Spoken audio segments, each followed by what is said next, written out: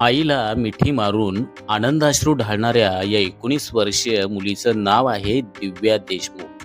मूळची नागपूर मधील असलेल्या दिव्या देशमुखने FID महिला बुद्धिबळ विश्वचषक स्पर्धेत जेतेपद पटकावत संपूर्ण देशाची मान अभिमानानं उंचावली आणि अशी कामगिरी करणारी ती पहिली भारतीय महिला खेळाडू ठरली आहे.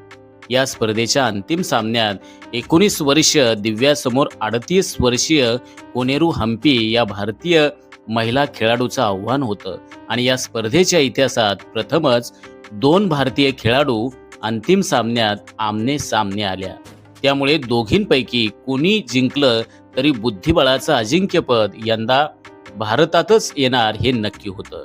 जॉर्जियाच्या बातुमी येथे सोमवारी झालेल्या अंतिम सामन्यात दिव्या आणि हम्पी यांच्यात अतिशय चुरशीची लढत झाली. पहिल्या 2 डावांमध्ये दिव्यानं हम्पीला कोणतीही संधी न देता बरोबरी साधली. पहिले 2 डाव बरोबर सुटल्यानं टाय ब्रेकरचा आधार घ्यावा लागला.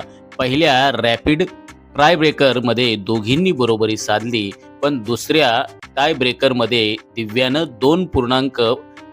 1.5 असा विजय मिळवत विश्वचषकावर आपलं नाव कोरलं.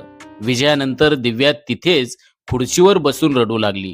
तिच्यासाठी हा अत्यंत भावूक असा क्षण होता आणि या विजयासह दिव्यानं ग्रँड मास्टर ही पदवी मिळवली आहे. यापूर्वी ती इंटरनॅशनल मास्टर होती.